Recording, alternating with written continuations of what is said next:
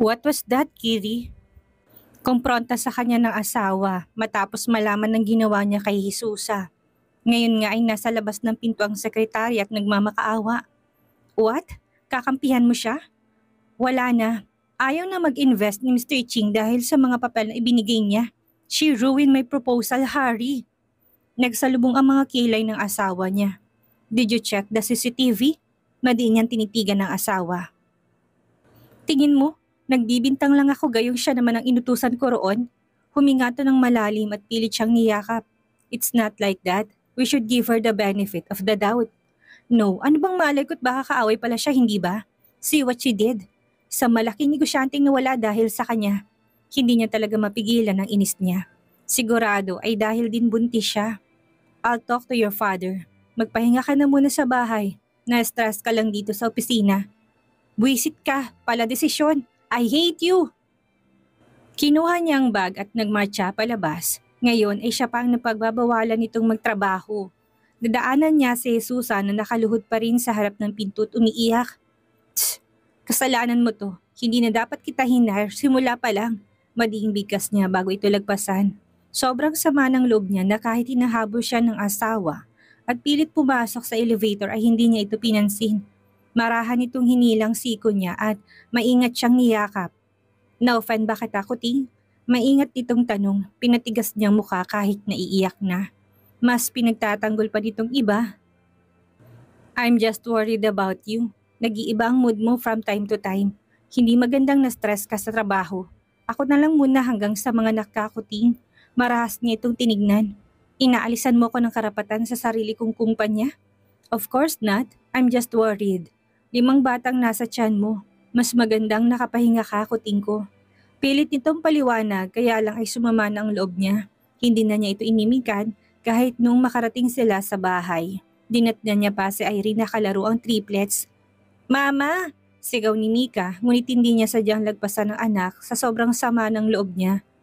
Galit si Mama? Dinig niyang tampo ng anak niya. No baby, pagod lang si Mama. Paliwanag pa ni Sir Harry sa mga bata. Hindi siya kumibo noong sumunod ito sa kwarto. Ipaghahanda kita ng bathtub, Kitty. You want it warm? Hindi niya rin ito sinagot. Basta siya kumuha ng robot pumasok sa banyo. Malakas na rin sinarado ang pinto noong tangkain itong sumunod. Napahikbi siya ng mahina. Sobrang sama niya ba na kailangang pahintuin siya nito sa trabaho? Tapos hindi pa nito aalisin sa trabaho si Jesusa. Naawa ito sa babaeng yun? Namumulang mga mata niya nung paglabas. Dinatnan niya pang asawa na may kausap sa cellphone. My apologies. Rest assured that it will never happen again. My secretary will reach out to you about this matter, sir. And we will send you the right proposal. Umismit siya. Dito nang magaling sa trabaho, siya nang laging palpak. Kitty, tawag nito sa kanya nung lumabas siya ng kwarto. Dinatnan niya sa kusinang mga bata na pawang nananahimik. Tila naramdaman ng sama ng loob niya. Let's eat. Utos niya pagkaupo. Wala po si Daddy Mama, paalala ni Chloe. Baliwala siyang kumain pero ramdam niyang titing ni Ophel sa kanya. Nag-away kayo ni Daddy? Agad na tanong nito. Nilunok niya ang kanin. No, we're not. Kumain na lang kayo. Huwag na magtanong please. Pero hindi sumunod ang mga ito sa utos niya. Hinintay talagang daddy ng mga to. Agad siyang tumayo noong umpo si Sir Harry. Ramdam niya agad ang madiin nitong titig pero baliwala siyang lumabas ng bahay. Everything is smooth. Pansin ko nga. Good job. Boses yun ni Irene na nasa garden at may hawak na cellphone. Bahagyang kumunot ang noon niya. Tingin niya pamilyar ang boses nito pero hindi niya maalala. Diyos mio ma'am, nandyan pala kayo. Napahawak pa ito sa sariling dibdib at namimilog ang mga mata pagkaharap sa kanya. Magpapahangin sana. Naistorbo ba kita? Ay hindi po. Fresh nga ang hangin dito. It's so cold. Ibig ko sabihin ay malamig sa balat. Lalo siyang nanganut noo. May accent ang English nito. Hindi naman siya judgmental masyado at baka nakapag-aral naman to. Bumuntong hininga na lang siya tumingala sa langit na puno ng bituin. May problema ka po ma'am? Ang bigat po ng aura niyo, puna ni Irene. Tipid siyang ngumiti. Ayaw na muna ako magtrabaho ng asawa ko. Po, pero mahal niyo pong trabaho niyo. Baka threaten pong asawa niyo na malamangan niyo siya? Nakuha nun ng attention niya. No, hindi ganun yun. Nag-aalala lang siya sa akin. I'm pregnant with quintuplets kasi. Para tong natigilan sa sinabi niya at napasulyap sa tiyan niya. Buntis ka na naman? Malamig na tanong nito na nagpanting sa tenga niya. Para kasing may paitang tono nito. Anong sabi mo? Bigla tong umiti. Naku ma'am, sabi ko po ang swerte niyo't buntis kayo ulit. Ako kasi hindi na pwede. Madiin pa rin niya itong tinitigan. May something sa aura nito na hindi niya mapinpoint. Hindi pa siya nakakasagot, tumatakbo ng palapit sa kanya si Mig na daladalang cellphone niya. Si Lolo Mama! Agad niyang kinuha ang cellphone sa anak. Nasa screen ang pangalan ng daddy niya. Dinig niya pa ang tawa nito kahit hindi pa nilalagay sa tenga niyang cellphone. Congratulations anak! Bungad nito sa kanya. Tumikim siya. For what daddy? Muli itong tumawa. I'm so proud of you. Mag-i-invest na sa atin si Mr. Ching. Thank you Marian. Natutuwang balita nito. Natigilan siya. Paano mag-i-invest sa kanila? Nagalit yun kanina. Are you sure daddy? Si Mr. Ching ang mag-i-invest? Of course. Siya mismo tumawag sa akin. Sabi niya gusto niya kayong ma-meet na mag-asawa. Balita muli ni daddy niya, bakit pati asawa niya gustong makilala ni Mr. Ching? Napakorap siya't naalalang may kausap kaninang asawa niya. Hindi kaya si Mr. Ching yon? Mabutit nagagabayan ka ng maayos ng asawa mo't nakakakuha kayo ng malaking investor. Dagdag pa ng daddy niya. Pumayag si Mr. Ching hindi dahil sa kanya kundi dahil kay Sir Harry. Nilinis ng asawa niyang gusot niya. Thanks dad, I'll call you back later. Walang ganang paalam niya bago patayin ng tawag. Kay Sir Harry dapat maging proud at hindi sa kanya. Ang lungkot mo ma'am, puna ni Irene. Napalnok siya. Kahit ayaw niya parang nagsasalo siya sa asawa niya. Nakuha kasi ng investor ng asawa ko negosyanteng nag-walk out kanina sa akin. Okay lang naman, at least napunta pa rin sa kumpanya. Hindi po yun okay ma'am. Nakikipagkompetensya sa inyong asawa niyo. At kaya baka ayaw na kayong papasukin sa opisina para hindi na kayo mag-improve. Singit ni Irene. Tumiing bagang siya. Hindi ganyan ang asawa ko. Akala mo lang yun ma'am. Baka nga magulat ka isang araw. May babae na yan sa opisina niyo. Bulong pa nito hindi niya alam kung bakit agad sumagi sa isip niya si Jesusa na umiiyak. Naaawa pa naman si Sir Harry doon. Harry's POV. Napapikit siya nung sinisik ng asawa niyang cellphone sa kanyang dibdib. Huminga siya ng malalim. Pinipigilan ng mainis dito. Iniintindi niya ito lalo't buntis ito.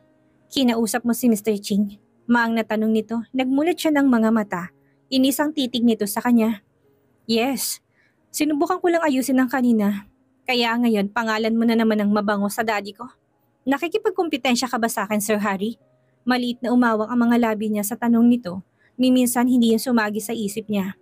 Wala naman siyang pakialam sa opinyon ng ama nito. Ang sa kanya lang ay kasama niyang mag-iina niya. Ayos na siya doon. Of course not Kitty, hindi ko gagawin yon. Ayaw lang katang mahirapan. Believe me, ang problema mo ay problema ko. Marahan niya itong hinapit sa bewang at pinunasan ng bumagsak na luha nito sa pisngi. Naiintindihan naman niyang masyado tong emotional at ayaw niyang sabayan ng galit nito. I'm sorry kung naramdaman mong ganun pero hindi ganun ang intensyon ko. Ikaw ang iniisip ko sa lahat ng bagay na ginagawa ko. Kinausap ko si Mr. Ching para sa'yo, Kuting. Suminghot ito at parang ayaw pang maniwala kaya't mas sinigpitan niyang yakap dito. We can talk about this if you want. Ayoko ring matulog tayo na magkagalit sa ganitong bagay. I will never compete to you, Kitty. Pag susumamo niya dito, napalabi ito at kahit pumiglas hindi niya pinakawalan. Believe, kahit traidorin mo pa ako, hindi kita tatalikuran. Hindi ako ang kaaway mo, Kuting. Nanikip ang dibdib niya sa mahinang hikbi nito, mas niyakap niya lalo. Tuwang-tuwa si Daddy. Akala niyo ako nagpapayag kay Mr. Ching. Mahinang sumbong nito at ramdam niyang pagkadismaya nito sa sarili. Marahan niya itong hinalikan sa balikat at pisngi. Don't think that way. My achievements are also yours. Pero kasi, mas maganda sana kung ako yun kahit paalam ko namang hindi na papayag si Mr. Ching kung kinausap ko siya ulit. Mas malinaw ng mahina nitong paghikbi, kaya't giniya niyang paupo sa kamat mas niyakap. Nilagay niyang baba sa balikat nito. Kitty please, kung may sama ka ng loob sa akin sabihin mo. Don't just jump to conclusions. Napalabi to. Kasi si Irene, sabi niya, baka nakikipagkompetensya ka sa akin. Nangunot-noo siya. Irene, ang bagong kasambahay? Mabilis itong tumango. Nag-doubt lang naman ako sa sinabi niya pero alam ko namang hindi. Marahas siyang bumuntong hininga. Masama ang kutob niya sa Irene na yon. Sinusulsulan ba nitong asawa niya para magkagalit sila? Don't trust too much, please. Papalitan natin siya at magpapahanap ako ng iba. Natigilan ang asawa niya. Tingin mo masama siyang tao? I didn't say that. Hindi ko lang gustong aura niya. Kita mo ngayon, nagalit ka pa sa akin ng dahil sa kanya. I hate that. We should build our relationship stronger than before. Tayo lang kuting ang magkakampi dito. Remember that? Pagpapaintindi niya sa asawa. Sa dami ng nangyari sa buhay nila, hindi na pwedeng basta na lang silang magtiwala. Hindi ngayon na may paparating silang anak. I'm sorry, nagpadala ako sa emosyon, Sir Harry. Lalo siyang sumiksik dito. I miss you, imbis ay sagot niya. Nakagat nitong ibabang labi. I'm really sorry. Ang pangit ng bungad ko sa'yo. Baka pagod ka pa sa biyahe. Hindi niya ito pinatapos at agad na sinunggaban ng halik ng mga labi nito. Marahan na paghalik hanggang sa sumagot ito. Marahan niya rin itong hiniga sa kama at maingat tong inangkin. Nasa itaas niya pa ito noong gisingin siya sa kalagitnaan ng gabi. Gusto ko ng pinya, bulong nito. Umingit siya at tumawak sa hubad nitong likod upang hindi ito mahulog. Anong klaseng pinya? Inaantok niyang tanong. Hindi kita pahihirapan. Yung nasa ref tapos walang mata. Alisin mo na lang lahat. Pipikit ako, promise. Umangat ang gilid ng labi niya. Mabuti naman at naawa na sa kanya. Baka mamaya sana naman siya mapadpad lalo't wala si Miss Mara. Sinuutan niya ito ng roba bago buhatin pababa sa kusina. Maingat niya rin itong pinaupo sa high stool. Talagang tinakpan itong mga mata noong magbalat siya ng pinya. Tapos na ba? Bilis naman, Sir Harry. Nagugutom na ako. Nakangusong request nito. Nangisi siya lalo't nilapit ang platong mas slice ng pinya. Heto na, Mingming, kumain ka na. Asar niya pa dito. Ang sama tuloy ng titig nito sa kanya pero sinolo naman ang plato ng pinya. Hot sauce please. Kinurap-kurap pa nitong mga mata sabay ngiti sa kanya. Gusto niya itong kurutin sa pisngi at ilubog na lang ulit sa kama. Ngayon niya lang nasubaybayan ng pagbubuntis nito. Sir Harry, hot sauce, ulit nito. Doon siya natigilan. Wala tayong hot sauce, kuting. Nawala ang ngiti nito. Ihanap mo ako ng hot sauce please. Gusto ko ng hot sauce, Sir Harry. Para na naman siyang hinatulan sa korte at walang magawa kung hindi maghanap ng hot sauce kahit sa kalagitnaan ng gabi. Magpapabili talaga siya ng maraming bote noon. Buti at nakahanap siya sa convenience store. Nawala lang ang pagod niya sa sunod-sunod na subo ng asawa sa pinya. Siya pa ang natakam pero ayaw siya nitong bigyan. Puyat tuloy siya kinabukasan. Bumabagsak ang ulo niya sa mesa, tinatapik lang ni Marcos yun upang hindi siya makatulog. Hindi bali na. Ang importante maayos sila ng pusa niyang sala sa init at lamig. Sir, yung private investigator niyo tumatawag. Mabilis siyang napaupo ng tuwid at kagad na kinuha ang cellphone at tinutok sa tenga niya, ngunit walang marinig. Sir, baliktad. Muntik na mahulog ang cellphone nung ayusin niya, tumikim siya kaagad. Any news about Miss Mara? Still tracing her, sir, pero tingin ko hindi po siya nagbakasyon. Tinago po siya. Humigpit ang hawak niya sa cellphone. Sino pa bang magtatangka nun? Patay na si Karil at nakakulong si Albert. Find her, ASAP. And please do make background check to this new maid, Irene, and the new secretary, Jesusa. Send me details as soon as possible, please. Dagdag request niya dito.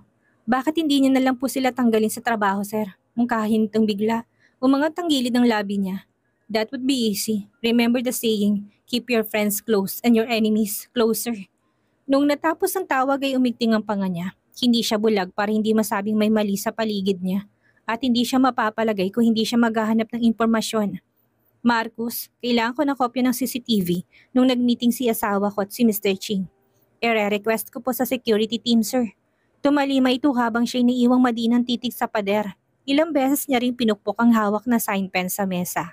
Ilang minuto lang ay bumalik ang sekretaryo niya. Sir, eto na po yun. Record po mula sa pag-photocopy ng documents ni Susa hanggang sa meeting room. Binaba nito ang maliit na flash drive. Agad niya yung kinuhat nilagay sa laptop niya. Kunot ang noo niya habang nanunood at kusang umakyat ang galit sa ulo niya matapos makita ang salarin. Malinaw sa kuhang pagpapalit ito ng mga papel sa folder at pagtapon sa basurahan ng mga original na kopya. Shit, yung Emmanuel. Mading bigkas niya sa hangin. Marian's POV. Ma'am, hindi niyo po ba binabantayan ng asawa niyo? Bahala kahit baka may kausap niya sa opisina. Hindi pa naman kayo nagpupunta doon. Biglang bigkas ni Irene. Binaba niyang hawak na baso ng orange juice sa katapat na mesa nang saan lounger sa kanilang swimming pool area. Sinulyapan niya pa ito na nasa dulo ng swimming pool at nagbabantay sa triplets. Katabi nito si Yaya Mona na palipat-lipat ang tingin sa kanilang dalawa. Hindi ganun si Sir Harry. Huwag mong bigyan ng problema si Miss Marian. Hindi mapigil ang singit ni Yaya Mona.